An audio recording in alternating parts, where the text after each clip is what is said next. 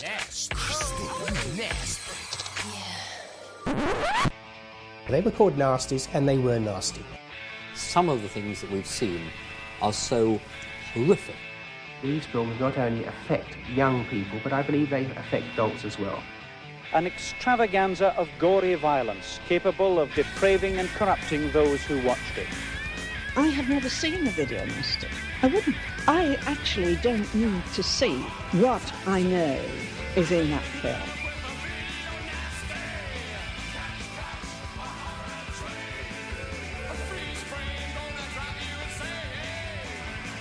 And welcome to the, what is ostensibly, never sensibly, always ostensibly, the last film review episode ever of Doing the Nasty. This is season 2, episode 41.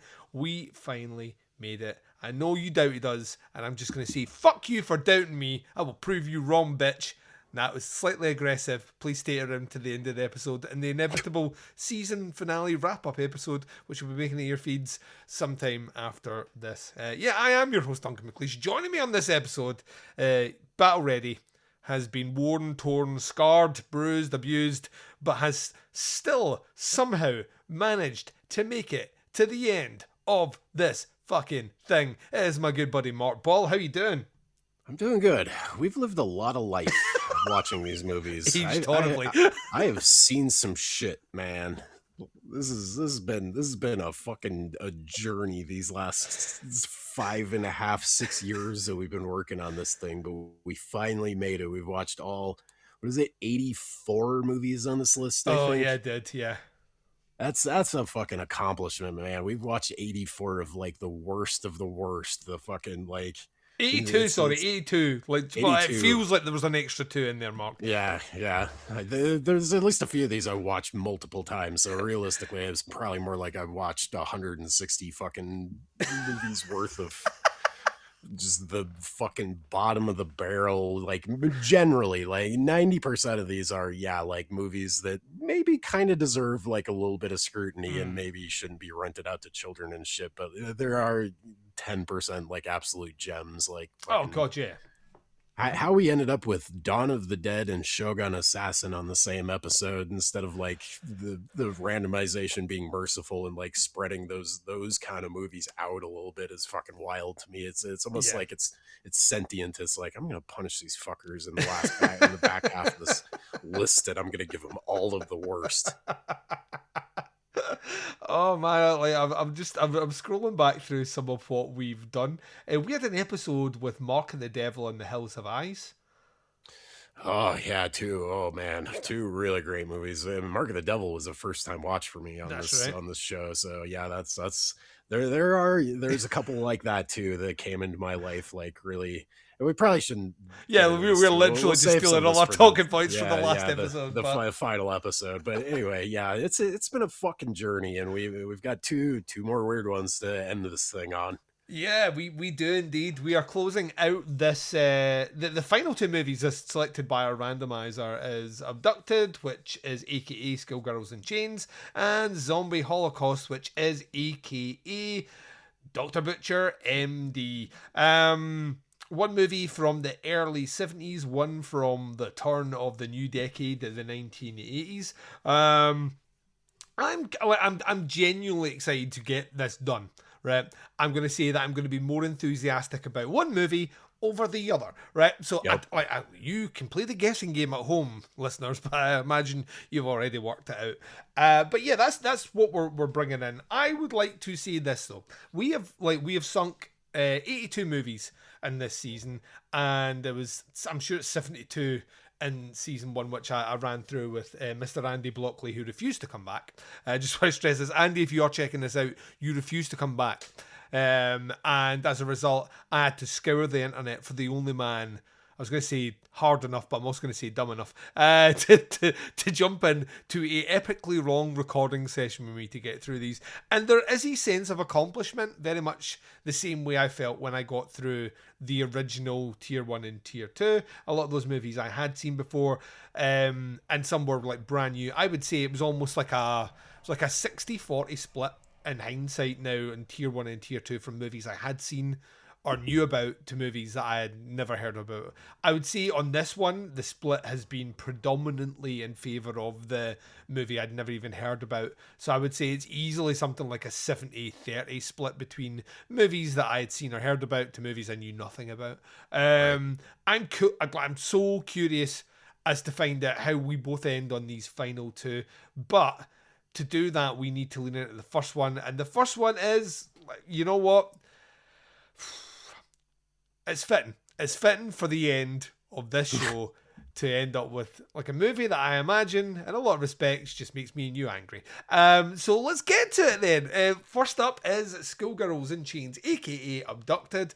We're going to take a short break. People from the Video Nasties documentary are going to fill you in on this one. Wrong choice of words. Shouldn't have used that. Not fill you in. Should like keep you updated and in the know. That's much better. We're going to be doing that right after this. Right, well, we have Abducted, which was released on video in this country by Astra Video, who gave us I Spit in Your Grave.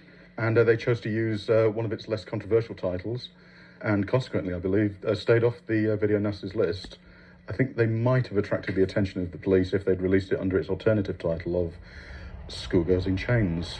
It's one of those movies, of which there were very many in the 70s, that tries to drum into people that hitchhiking is a big, big mistake. It's the sort of film that's been pulled from the headlines about serial killing, people being abducted and taken away and kept in cellars by maniacs, of which there were several cases in the 1970s, both before and after.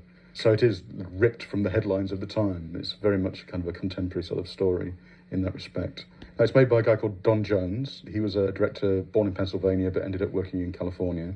Started out in his teens, trained and became a professional boxer, then went into the Army Signal Corps for a while.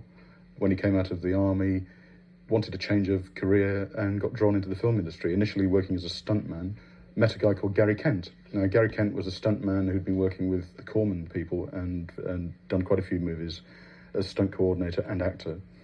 He got Don some work in the industry, and within a couple of years, Don was directing, because this is around the time when the porno industry was kind of kicking in, and it was the shift over between the nudie films, which were fairly lightweight, not very explicit, and the roughies, and then into hardcore. Now, Don didn't get into the hardcore side of it, so his films are just before that changeover. But he made a film called Excited, and another one called The Kiss Off, and Who Did Cock Robin, which are three sort of, I suppose, roughy dramas with kind of nudie elements to them. And then in 1973, when the whole porn explosion happened, he decided he didn't really want a part of that. I didn't want to go that far. And I decided to make a horror film, which is where this movie came from. Now, it started out life as Play Dead was the original title. That was Don's preferred title. And then when it was made, it went through several title changes, depending on who particularly owned the rights at the time, which is when Schoolgirls in Chains became one of the alternative titles. It belies that very, very exploitative title, I think, by being pretty well acted and actually works as a piece of drama. It's not the most complex story ever told, but the actors, particularly the actors playing the killers, are very believable and quite unnerving. Gary Kent is playing this very big sort of guy, very soft-spoken, but with a lot of deep-rooted problems to do with his mother. And his brother is this kind of arrested development, retarded child in a man's body who has got sexual drives, but they've got very twisted and warped in the process, and so you get these really quite squirm-inducing scenes where he's examining abducted young women as if he's playing doctors and nurses with them, but it's all getting a bit out of hand. The film was shot by Ron Garcia, who went on to become better known as a DP for, among other people, David Lynch. So the film was shot by the same guy that shot Twin Peaks Fire Walk with Me, which, you know, accounts for some of the skill of the filming as well, because he was a very talented technician. Garcia was also a director, and this film was made back-to-back with a film that Garcia directed and Don was the DP on, so they kind of swapped roles. As for why this one ended up on the Section 3 list, I think it's fairly clear that the reason is that it contains a lot of violence against women and the menacing, sexual menacing of women, rape, and a general air of sleaziness in the treatment of the female characters. It's not super explicit. It's not really pushing that boat out all the way as certain movies did, but it does have an uncomfortable feel to it. And anyone whose sensibilities have been cranked up by exposure to things like I Spit on Your Grave, were probably looking for other films in that same vein, and perhaps they only watched the first 10 minutes and thought, oh yeah, here's another one. It doesn't go as far as a movie like I Spit on Your Grave, but it does have a very skillfully evoked, grimy, downbeat and sleazy atmosphere. Only the sweet ones, only the young ones will do.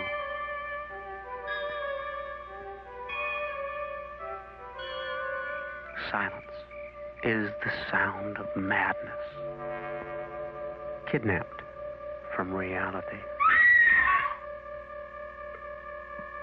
Hi. Schoolgirls in chains, imprisoned in a cellar of terror. We're being used as toys or playmates. Subjected to the twisted and tormented needs of two insane brothers. Tired of the door, John.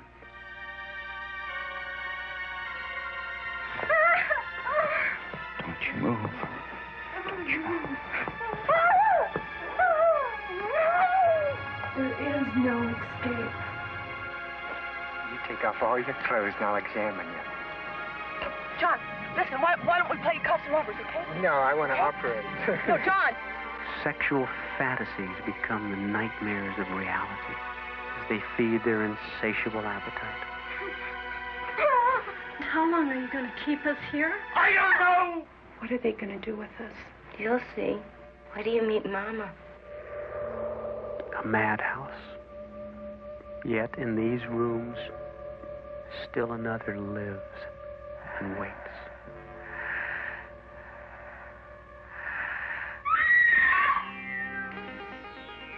Let me go, Frank. Don't make me go back to the cellar, Frank. I promise. No! Don't tell me to go Mother's back. going to keep you in the cellar. Don't you think it's about time I met your mother? Abducted, violated, and the worst was yet to come. Schoolgirls in chains. And welcome back. So, Abducted, aka Schoolgirls in Chains from 1973, directed and written by Don Jones. This No is relation to Tom Jones. Tom Jones. It's not unusual to be raped by anyone. Oh no. Right. Anyway, I've now got I can kind of take the charge on this one if you want. Yeah, please do. So I was going to say the synopsis here is two deranged brothers who are under the domineering influence of their crazy mother. She crazy. She crazy. Kidnaps young girls to keep them captive in chains in their basement, where they're subjected to depraved games that often end in torture and murder. Mark Ball, tell us why this is your favourite film out of the 82. Oh God! So I watched this last night. I watched both of these movies last night. You crammed in for the cause. I love it. I did them in the wrong order because this was the last movie on the list that I watched, and man, I could not fucking wait for this thing to be over. Save the best for last. This has a lot of elements of other movies we've watched on this list that I fucking hate. The main one I'm thinking of is the Love Butcher. There's a character very similar. In this one of the two brothers, like Love Butcher is almost, man, they're really similar movies, except for in that one the same actor is playing both of our two characters here. There's two brothers. One is like a little bit better looking, but he's like clearly well, it's revealed later. We're gonna spoil the absolute shit. Oh yeah, like don't go and check this movie out. That's I'm just gonna put that out there. Fucking avoid this like the plague. One of the two brothers, there's some heavily implied incest with his mother in the scenes where they're kind of flashback scenes where she shows up. And the other is a let's call him a neurodivergent person, which is like this is one of the things I hate the absolute fucking most in movies is when non-neurodivergent people play a really kind of ham-fisted, goofy fucking version of what they think a neurodivergent person is. I'm thinking of fucking like Rosie O'Donnell in that movie that came out like about 20 years ago, and just like how it just repulses me kind of. Like I think it's incredibly disrespectful, and For the record, don't want to see actual neurodivergent people in these kind of movies either. I think 90% of my beef with this movie is the movie itself, but there's definitely 10% of this where I'm just like, I fucking hate this guy's performance. I hate everything that it implies about people that that suffer from mental illness or whatnot. It's offensive on many, many, many levels.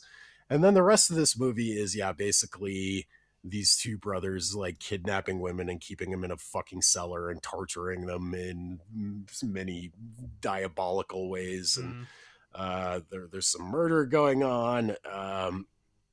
There's a really, really bad, I can't even call it an homage. This rips off Psycho really fucking hard in the end, and you can see it coming from a mile away, a country mile away. This is, I don't know a whole lot else to say about this. It's kind of merciful in the terms of the sexual violence. There is definitely an implied rape scene in this that I don't know if it's just the version that we watched or if it's like supposed to be like that, but it literally kind of just like blips the whole scene like out of existence when it starts getting like a little too nasty and a little too graphic. I will say this movie isn't the worst looking movie we've ever watched. It actually looks like there's a little bit of skill with the cinematography and the lighting, and like these actors are not terrible. Like I might hate the fucking performance that they're giving, but I wouldn't call them like bad actors. They're definitely a huge step above like stuff like The Toy Box or fucking Wrong Way from last episode. But just the overall tone and the things that this is implying. This is another one that's guilty of throwing in like really goofy cartoony music and like really gross repulsive scenes, and it makes it 10 times fucking worse. And just a lot of the stuff is just implied in this is just like so fucking icky and gross that like you don't even really have to physically show a lot of violence or a lot of sexual violence for the overall tone of this thing just make you fucking gag. And that's Schoolgirls in Chains in a nutshell. I have no idea if there are. I wouldn't be surprised if like Grindhouse or maybe some like smaller label has put this out on Blu-ray or something. But there's a copy of this on fucking YouTube if you're really curious. I can't recommend against this movie enough. I wouldn't say this is one of the worst things we've ever watched, but this was not a fun watch by any means. Yeah, this so like one of the interesting details about this one is that Gary Kent's in it, and Gary Kent is a stuntman / actor who, if you actually go through his filmography, weirdly appears in Bubba Hotep. Really? He does. Yeah, I think he does stunt coordination or some sort of stunt production work in Bubba Hotep, and has apparently appeared in tons of stuff. So like as in someone that has been like his filmography is listed. He's got loads of titles against him, and it appears to have been in or around the movie. He plays Frank Barrows. Like there are people that went on to do other things after this movie, dotted all the way through this, had careers either in more kind of sleazy cinema or out with that. It looks like the director himself had a run of movies which kind of feel like they're in and around the idea of this sort of movie, let's put it that way, like not moving hugely far from it. What's kind of interesting checking through it is like I'm looking at like titles like Sweater Girls, which looks like from '78, probably has a kind of a little bit of a naughtiness to it. There's got a movie called The Blue Hour, which or The Making of a Woman. These sorts of things where I think he's got a bit of something in here. Now I had checked out so like when we do these, I tend to we go through them before we watch them. We do the synopsis before, usually in the previous episode. So I remember the front artwork for this going like that, oh fuck, it's like some deformed hunchback killer. Doesn't exist in this movie. Like, don't know what's going on with that front cover. There is no hunchback. Like, there is no Quasimodo killer wielding knives, stripping women in this movie. It's bizarre that it's here. What was it? It's a poster, and posters never are truly indicative. But I was thinking, even if that had been the poster for Abducted, which I don't know what the poster was, I can't imagine that would have been enough to have it like banned. But having watched the movie, I can see there are sections here as to why this movie would probably appear on, I would have said once again, a tier 2 list. Like some of the detail in the background of this one. They had to essentially cut 30 seconds of a rape sequence out to avoid an X rating. You know what I mean? That's what we saw then. Yeah, so maybe the cut version. Yeah, so there's stuff in there where like it appears to have went through various different levels of knowingly being told to change direction, tone, or content to get that. Like you, I am a bit like it just feels like, so I think the 70s produced some of the best cinema we've ever had, and I think in some respects we were not educated enough, even though I wasn't around in the 70s, but I think people even then were not educated enough to understand how prominent that decade is for cinema. Like, just like so many incredible titles across every genre. I'm not just talking about like the genre that me and you love the most, but I mean just across cinema. Like directors, like some of the best directors that have ever been were born out of the 70s. And you know, like in their filmographies. And then you just get like a ton of movies that just feel like every tonal decision is wrong. And that's this sort of movie. At no point did I feel like I was watching a coherent movie where someone had actually sat down, read it all the way through and went, are we shooting this? Like, you know, like, is that right? Because like the dialogue is incredibly stunted.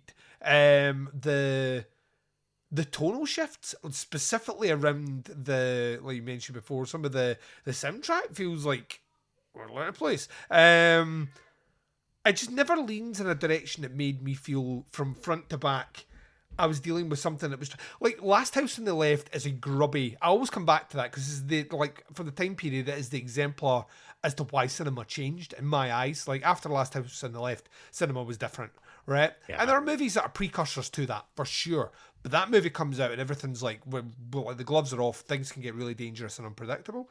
Like you watch this movie, like Last House on the Left is not a perfect movie. Like we talk about bumbling, like I think in the when we talked about Wrong Way, we talked about goofy folksy, like goofy folksy like sim tracks, like playing in points of shooting. Like the cops in that movie are one, fucking useless, but two, every time they're on the screen, it's like it's like the Benny Hill music is playing over the top of it. And like it takes you almost out of the movie, but somehow makes everything that happens when the cops are not on the screen even more fucking sinister. So by accident, almost, it makes the movie more menacing. Like, in a lot of respects, what happens in this movie, a lot of those decisions, which almost feel like they come from a similar place, like, actually undermine the movie completely. They kind of remove the kind of fangs of this one. This should, on paper, be a deeply, deeply disturbing movie. I can think of, what's the name of that? Was it The Girl Next Door? The one from, 2016, 2017? Yeah. Yeah. That movie is about, you know, like a woman kidnapping a girl from next door who she thinks is slightly promiscuous and then having her kids do fucking horrible things to her. You know, it's like it's like this, like if taking human growth hormone and steroids. But like it's all these things. This should be a lot more disturbing of viewing than it was for me, which upset me because I was like, what have I become, Mark? What has this done to me? But at the same time, I was thinking, no, actually, I think it's probably due to the cuts and all the rest, which, once again, if you're cutting rape at a movie, I'm not going to argue with you. Nah. I do just kind of feel like there is so many tonal ideas just not even fighting a war in this one, just in here with no real direction, no real sense of how to string it all together. And this is another movie where it struggled to maintain my attention throughout its runtime. It is not particularly long. This is, once again, it's an hour and a half. You take the credits either side out. This is about an hour and 22, 23 minutes long. And I really struggled to pay attention in it. I'd just didn't really want to be watching it. And that's, to me, is down to not my lack of wanting to watch movies. It challenged me. I will sit down and watch a movie like Irreversible, which I know upsets me greatly when I watch it, but there's so much to mine out of that movie that my brain feels like it's on fire when I'm watching it. This is equivalent of morphine to me. Like, literally made me just kind of like turn into a vegetable watching it. Yeah, I didn't enjoy this at all. And I kind of feel like there is something in here that could have been really interesting, but I don't know what I would even necessarily do to do that, except say, like, let's just start from the beginning. Let's wipe this board clean and let's start again from scratch with the kind of loose. You know, it's like when you sit down and watch, what's the Lucky McKee movie? The Woman. The Woman. I was just thinking that same exact thing. That's a way better version of this exact kind of story, basically. And, you know, that movie really does push things into horrible levels, but it's the interactions between the characters in the family that sell how sadistic it is. You know what I mean? Their portrayal of themselves to the outside world, the portrayal to themselves within the family domains, and then what you see in the basement. It's just so much infinitely better than a movie like this can handle, which really kind of handles it as flat and one-dimensional as possible. So, yeah, it wasn't good at all. Like Mark said, don't check this one out. You've got better things to do for an hour and a half. Yeah. The internet is full of tits. That's what I'll say. Go and look at them. Show your love for boobs online. Or if not boobs, some other part of the anatomy of a man or a woman that you enjoy. And do that. You know what I mean? Marvel in the physical form of humanity rather than its feelings in movies like Abducted. Go to an art museum or something. Go I love how watch a local fucking musician or something. Just go do anything. I love how you're like movie. Art and culture, and I'm like, the internet is full of tits. You know what I mean? Like, go expand your brain, whether it be paintings or boobs. There you go. Or paintings of boobs. Go paint some boobs. Yes, get some boobs in your life. There you go. That's what you need. As Corner Shop once famously sang, "Everybody needs a bosom for a pillow." Very, very famous song on the 45. Right. Let's rate this thing. Sentence it. Yeah, so once again, I apologise if this is your first episode because we're technically finishing now. But we do a slightly different rating here. We don't give numbers. We don't say good, bad in the middle. What we do is we kind of try and act like censors ourselves. The least rating we can give this one is a case dismissed. The next level up is a slap on the wrists. For movies that are really kind of starting to push things into sketchy, skeezy sort of territory, there's a good old community service, and for those that are bad boys, they get some hard time. Mark, what are you giving Schoolgirls in Chains? I think I'm going to give this one a hard time with the chance of parole. This isn't quite the worst thing that we've ever seen, but like every frame of this thing made me feel repulsed and made me want to turn it off, and I was like cheering for it to be fucking over, basically. Yeah. So yeah, this is a light hard time for me. Yeah, I am like at the lighter scale, so I'm getting community. It's probably a hard community service for me. I like really. This will be one of these movies that I guarantee, like a year from now, someone mentions like, "Oh, I checked out that episode where you talked about like Schoolgirls in Chains," and I will literally be like, "What movie?" Because like my brain is already desperately trying to just remove it from maintaining space that could be used for other things. Right, like we've one more boobs yet. Just fill it with boobs. A drawer full of tits, which is what Ed Gein had, but that's a different show for a different day. We have one more movie to discuss, which also has boobs. So yay! One more movie left. We're returning. I'll tell you right now, nothing makes me happier or more proud than to return to the ethos of Doing the Nasty. Doing the Nasties, like, highlights for me through that first season, where movies that either had the words cannibals in them, movies that had words like Holocaust in them, movies that had words like zombie in them, and movies that were directed by Italians. So yeah, it feels kind of great that we have finally swung our way to our final movie, which is Zombie Holocaust. You're going to hear, I imagine, Alan Jones. Alan Jones will be literally... He's going to gush about this one. Tearing the head off his cock while talking about this one, like fully invested, ball deep on the first stroke. Maybe it won't. See, if it's not him now, I've set up whoever it is, probably some really good academic, as being a total fucking deviant. But me and Mark are going to discuss this movie. We're going to do it right after this. Zombie Holocaust. One of the seemingly unendless parade of Italian zombie movies from the early 80s. Actually, it's a kind of crossover film because it's sort of a cannibal movie that turns into a zombie movie. It's got mad science in it, but it's got Cannibal Tribesman 2. Stars Ian McCulloch, who'd been in a couple of actually better Italian exploitation pictures. The man from Zombie Flesh Eaters and Alien Contamination, which probably deliver all the stuff that Zombie Holocaust only promises. The various video versions that were around in the UK were heavily cut.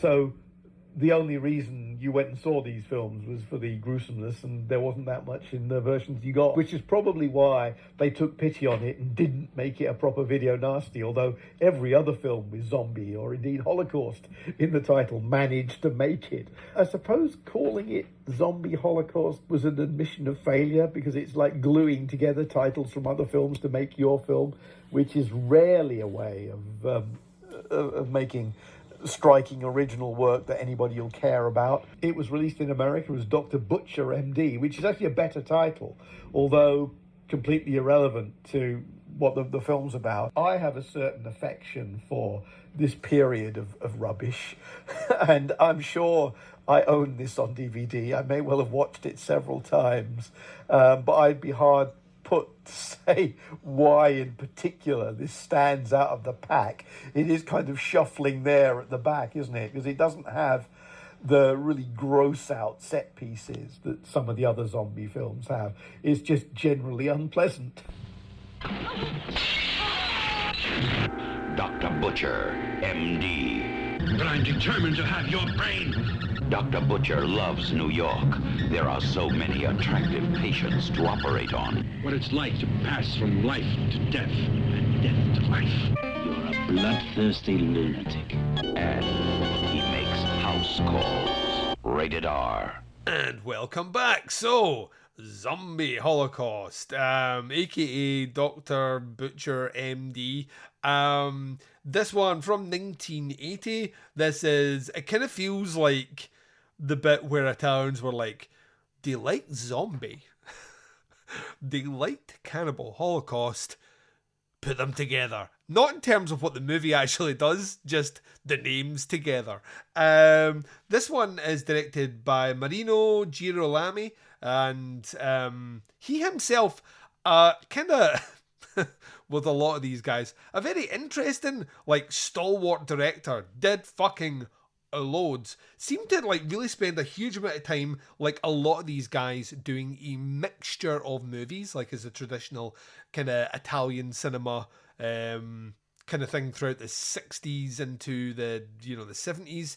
But this guy's career goes way fucking back. So this guy's, like, first credited movie as a director is 1950. Right? Whoa. So he was making this 30 years into his career. He's like, yeah, let's do Zombie Holocaust. His last movie, sadly, is only a couple of years after this. So his final movie was in 1982. So I'm going to assume he died in 94. So I've just checked that right there. So died in 94 at the age of 80. So kind of the Fulci thing. Fulci weirdly found like zombies in the late 70s, and then he was like, I could just make gross movies. I'm just going to make gross movies. Like, kept him busy. Yeah, a lot of them. And then got him famous. And then people go back and check the other stuff, and they're like, this guy was just fucking awesome all round. This movie here, I'm just going to say, kind of is everything you want from one, an Italian horror movie that has zombies in it, 2, a movie that's on Doing the Nasty, and 3, something that me and you get to discuss. This one is a big old goofy, fun, nasty little romp. all the way through. It's like a mixtape of like all of the Italian genre tropes of this time. It's like, and it's not even like, I feel like when this movie comes out, this is just like setting the stage for like all the ones that come out in the 80s. Like where you're watching movies like Hell of the Living Dead, or a movie like fucking Nightmare City, or any of the zombie sequels that come after too. Where you're just like, what the fuck am I watching? Like, in a world, like, you put yourself in this mindset. This is where I get excited. This movie here is 1980, right? Which is the fucking weird year, right? 1980 is, Fulci is like basically gearing up, like flexing like a motherfucker to start his Gates of Hell trilogy. So you're about to get a ton of that. Argento is like steps away from releasing Inferno, right? You are getting kind of really the end of the career of Mario Bava.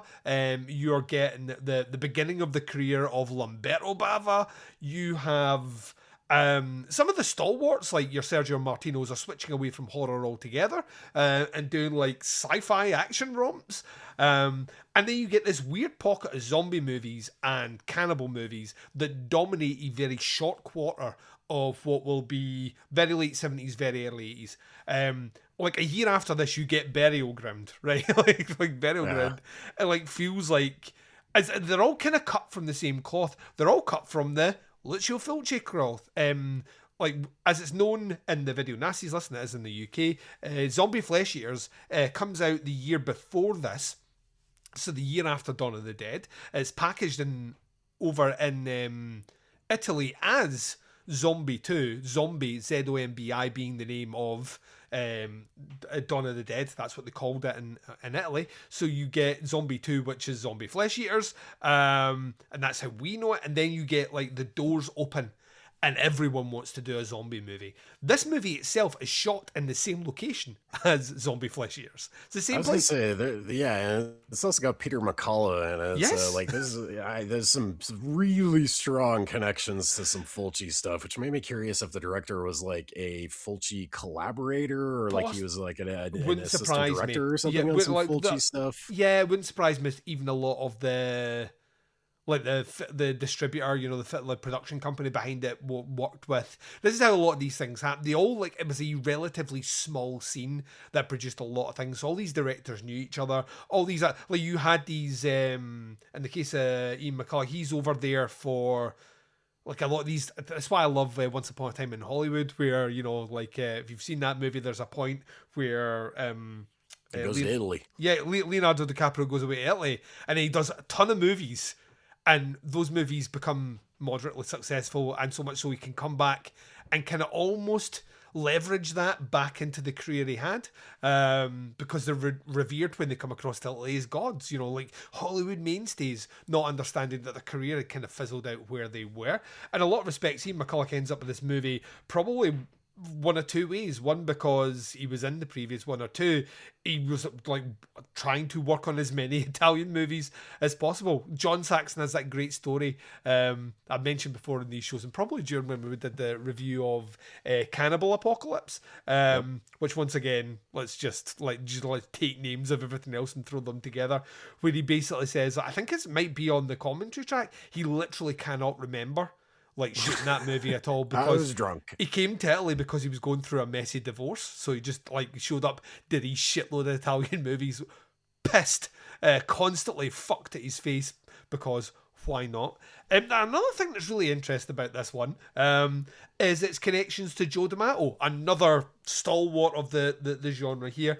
Specifically, like, so there aren't any in the Video Nasties list, but there is a series of movies called the Black Emanuelle movies. Oh yeah. Yep. And Joe D'Amato did one of them, and he did the one which is most like Cannibal Holocaust, which is try to remember, it is in my films. It's it's like Emmanuel in the Amazon, or Amazon Emmanuel, or something along those lines. The soundtrack is reused here. So this is just copied and pasted the score, which is really, really, really, really funny, because like from my point of view, it's like not even that. Oh, so here we go. It's Emmanuel and the Last Cannibals from 1977. So it's Nico Fedicino or Fedicio. I once again cannot pronounce names, so fuck it. Let's just go with it. So that was 1977. So they've like copy and paste the soundtrack directly in here, which is kind of funny because in one of those movies, it's all like Black Emmanuel being all sexy on a boat. Like literally at any point, she will just get her tits out. She's like, "Oh, it's so warm, boobs must come out." In this movie, some of that titillating, sexual, sultry soundtrack is put over zombies munching on brains and innards, which makes me smile as well. The beauty of this Joe D'Amato also did Anthropophagus. He did, yes, he did, yeah, which is also on the list. So they drop they name drop Anthropophagus, not the movie, but they refer to some of the cannibals in this movie as such. So for a second there, I thought, like, is this an unofficial sequel to that movie? I think I'm just going to check. I think Anthropophagus is also 1980.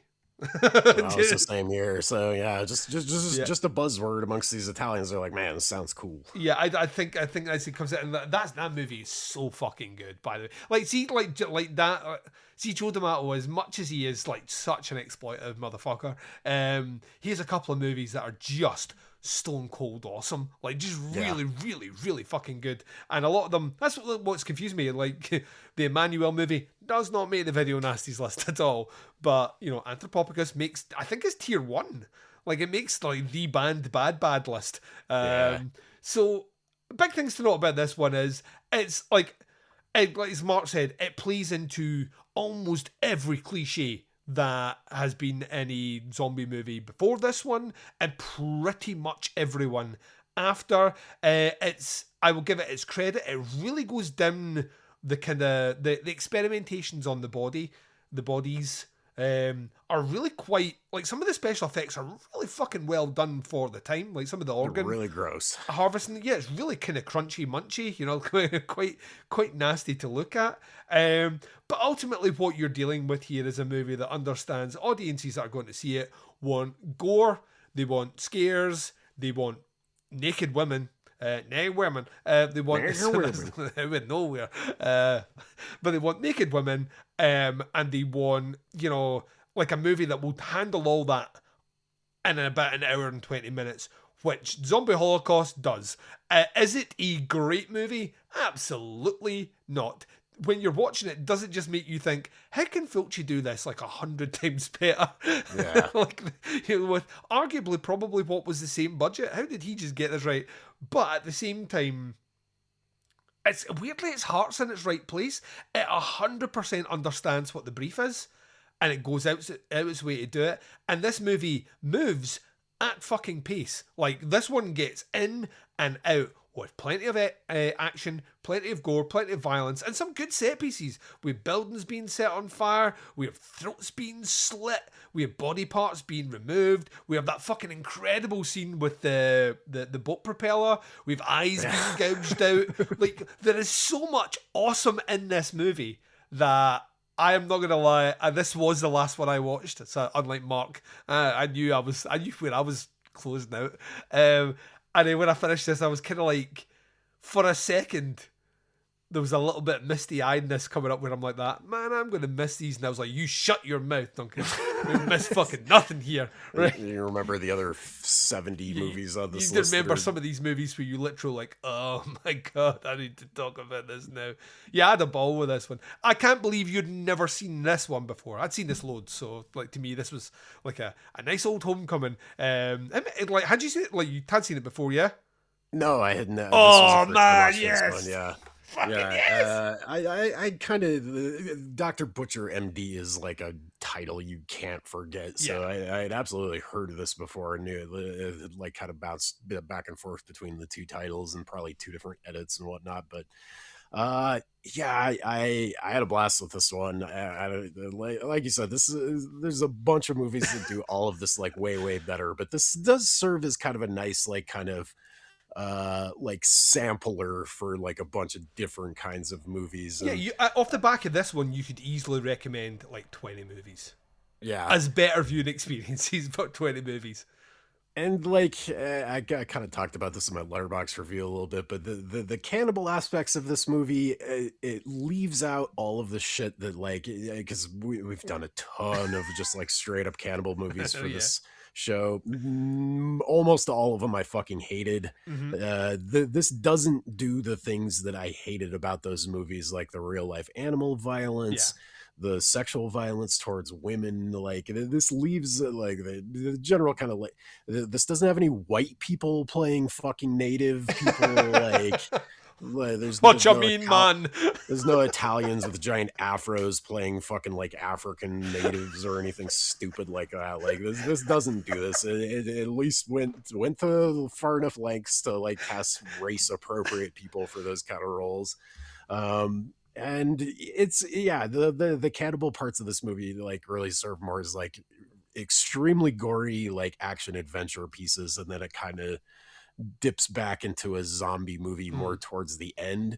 The zombies are pretty fucking cool looking in this. They're not quite as like they feel a little bit like they're leftover zombie makeup pieces from a Fulci movie. Like some of these zombies look straight out of Zombie 2. Oh yeah. Unfortunately, they're not like the cooler Zombie 2 designs, but like it's along those lines. So I'm just like I have a lot of love in my heart for the crunchiness and like the fucking dirtiness and the worms and the maggots and just the grossness that like Fulci and some of these guys brought to the zombie subgenre like in the early or like late 70s, early 80s. So I really had a blast with this one. It's got a lot going on. Like, there's some bits like before we get to the cursed island of cannibals and zombies. There's some stuff that I'm pretty sure is supposed to take place in like Manhattan. Yeah. Cannibal Holocaust, anyone? I always assume like when I see the city with the high rise in a bunch of these movies that they took a weekend to go shoot some exteriors in New York or whatever back when that was still a cheap and affordable thing to do. And you get a little bit of scuzzy New York in this one, not like a ton, but yeah, it's a bit of a romp. Like we start off in the big city and go to the jungle, and there's cannibals and zombies and fucking a shit ton of gore. There's a mad scientist. Like we get a really cool set piece at the end that's like the mad scientist lair where he's fucking cooking up some zombies, and there's a lot to love here. Like all of the sums of the part might be like a little bit lesser than other movies, but like I really do feel like this takes the best bits of some other genres and like stuff that was like pretty hot at the time and kind of throws it all together in a big old soup. Yes, sir. Well, let's how do we discuss it though? When it comes to a grade. So, I mean, it's gnarly, and that's the thing I'm going to come back to. I'm going to give it community service because it's gnarly, but not community service in the way we discussed the previous movie. Where it was like, no, don't watch it. This to me is I think it's one of those ones that I think if you ever wanted to understand what was going on with like exploitation, grindhouse cinema. Specifically European stuff, but specifically what was going on in the Nasties. What were, like, because people are starting to compile the Nasties list, you know, like a couple of years after this. But if you want to have a good idea of what was floating around, like what people were actually taking home and sitting down and watching, what a time it'd be alive. Where you like all these movies, you'd never seen anything like this before. You were taking a movie like this home and just watching it for the first time. It's just, it's hard not. Video store clerks not checking IDs. Of course not. Why would you? 12, 13-year-old and taking this fucking thing home. I need to check this ID, Mark. This kid clearly looks old. So yeah, for me, it's a community service, but it's one that I had so much fun watching this again. And I'll tell you, the next time I watch it, I'm going to have so much fun again. So what about you? What are you giving it? Yeah, probably same. Community service. This is really, really gory and really violent. Some makeup effects artists had just an absolute fucking blast on this probably. They're like, all right, I gotta get really gross and fucking pull out all I gotta go to the butcher shop and get 10 buckets full of fucking cow organs or whatever for the extras to munch on. And yeah, just buckets of fucking blood in this thing. And like, it's gross, but it still has kind of a fun like adventure movie tone to it. Like it's not trying to like punch you in the fucking throat with its nastiness. Like it puts that stuff in there because it knows just enough like how much the audience wants to see that stuff, and it doesn't go over the line, I don't think. So yeah, this, I gotta give it at least a little bit of community service because it is pretty fucking gross and gnarly. Also, this might be one where like they may have not even watched this fucking thing, but they just seen the two titles floating around on this, and they were like, Holocaust, no. Butcher, no. You can't have a movie with the name of this movie literally is the name of two movies that were prominent tier 1 nasties shoved together. Like, you've literally taken Zombie Flesh Eaters and Cannibal Holocaust and smushed them together with a cover that looks like that. Yes, you're being banned. But what's interesting about it, though, is it doesn't instantly make... You know, I can't, like, in a weird way, I can't imagine watching Zombie Flesh Eaters and watching this movie as an uneducated censor back in the day and not putting them on the same list. You know what I mean? Yeah. It's bizarre. Like, this one, if anything... Maybe has more nudity. You would think that would, but it doesn't have a lot of the stuff Cannibal Holocaust doesn't. Like I said, it doesn't have the animal violence. There's not like a ton of like male frontal nudity in this but I mean, one. like Zombie Flesh Eaters.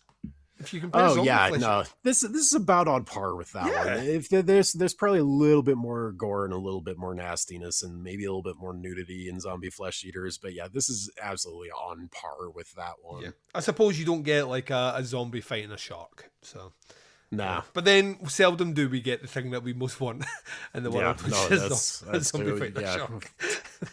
Still one of the raddest things ever committed to cinema.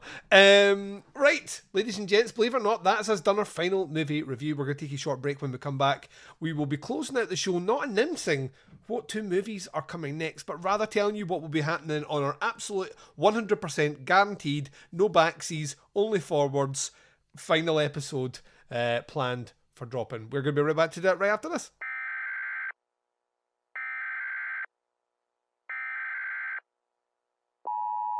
This is a test of the emergency podcasting system. Listen to the Psychosemantic Podcast. Politics, movies, and political movies. Find us on Facebook, iTunes, Stitcher, legionpodcasts.com. The Psychosemantic Podcast. And you've been listening to Doing the Nasty Podcast. This has been Season 2, Episode 41, the season finale of movie reviews. Now, as I teased earlier on, and I just want to double down right now, this is not the last recording that you're going to hear of me and Mark, but the truth be told, we will be taking a couple of weeks away to, I would say, educatedly sit down and review the list of movies from this. And we're going to come back for a kind of close-out, high five, pat in the back. We've done awesome. I like to call it the old reach around in podcast, Mark. You know what I mean? Everyone's smiling by the end of it. We are going to literally put this thing to bed by kind of recapping what it is we've done now. The funny thing about this is generally when you do a recap episode, Mark, you've not taken a huge hiatus in the middle.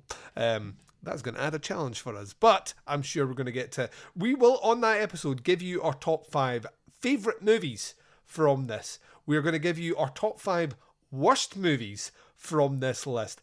I am also going to throw a curveball in here. We're going to give you our top 2 never knew about, but you have to check out picks that we did throughout this list. Nice. And try to think if there's anything else we could. We'll probably squeeze another, like, something in there. For sure. But yeah, we're going to talk about it. I'm looking forward to it because we've been doing this for a while. I've known Mark now for... We've been podcasting for 12 years together on and off. Did you know that? Yeah, something like that. That sounds about right. It's definitely over a decade, but yeah. This one took 6 years of that, which is, yeah, fucking mind-blowing. Holy fucking shit. But we got there. We got there, and that's all. We made it. We're done. You literally don't have to now watch a movie to record with me. You can just record and shoot the shit. So that's what's planned. That episode will come out as the finale to this, but it'll also mark all the episodes being available on your pod feed of choice, but also on YouTube. for the first time. So the episodes will have already been uploaded there, but this will be the final episode of this particular group here on the feed. So yeah, I'm looking forward to recording it. I'm definitely looking forward to releasing it. But before we get to that recording, I need to say goodbye to my friend Mark. Mark, I didn't do this in the previous episode because we were recording 2 today, but you are busy doing stuff with your band and record music, and you have just put out a new album and all the rest, so pimp it to the people out there listening. Yeah, the band in question is a sort of fusion noise rock and industrial electronic rock kind of band called Hospital Property that I play in with my friend Brandon. We just put out a record, this is about a month ago, called The House That Gravity Forgot. It's about 7 songs. It's littered with old movie sound bites and stuff that aficionados of this kind of shit that we watch on this show would probably appreciate, and we're really proud of it. We're probably going to do a little bit of a US tour later this year. You can follow us on Instagram. That's at Hospital Property Noise. We do usually put up flyers and stuff there. We're planning on heading east this summer and doing some shows in like the Minneapolis and Wisconsin and Illinois kind of area, so keep an eye out for those. There is a playlist with all of the back episodes of season 2 of Doing the Nasty on Spotify. I despise the fucking platform, but if you're over there like most people are, you can find them all in a nice little playlist over there, and as these ones start coming out, I'll add those to you. I have a sort of running list going on YouTube of all of the ones that are available over there. I think if you follow me, it's just Fancy Space Mark on YouTube, or if you just search, I think the playlist is called Video Nasty List 3 or something.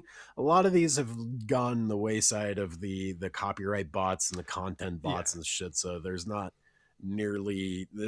all of them are on there, but there is a pretty good cross section, and there's some real fucking bangers that are still up on the playlist. Like Martin is still on there.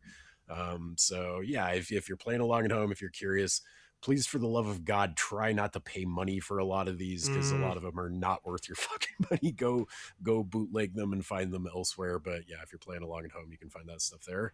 And I think that's it, man. What a fucking ride. 82 movies that took 6 years to blast through. This series finale episode is gonna be wild. We got some stuff to think about before that. Yeah, I'm gonna have to go back and listen to a couple of those episodes just to make sure I can remember exactly how much I hated something when it comes to the context of the bottom 5. The list of movies itself I was looking at, and there's at least a handful that I'm like, I have absolutely zero memory of watching this movie, which doesn't bode well for the movie. But yeah, we'll do a little bit of research before maybe rewatch a couple of these before the next one. Oh, you're a glutton for punishment, my man. We can wrap this up. Well, I bought a bunch of these like since then. Like there's still part of my brain that's like, I kind of want to own like a full collection of these. But yeah, this is what happens. This is how eventually some of the movies we've discussed in this particular recording block will end up making their way to Blu-rays and getting purchase marks. So yep, because they know there's dummies like me out there that just gotta own it for some fucking reason. Well, ladies and gents, thank you very much for checking out this episode. Like I say, one more to drop on the feed and then we is done. But until then, Mark, say goodbye to our listeners, please. Goodbye, listeners. Thanks for hanging with us. And I will speak to you with my friend Mark on the finale. Bye, everyone.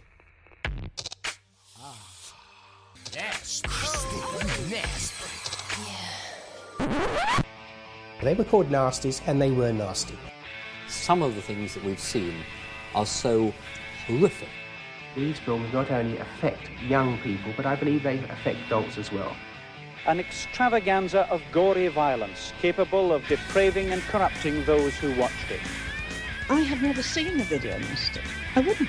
I actually don't need to see what I know is in that film.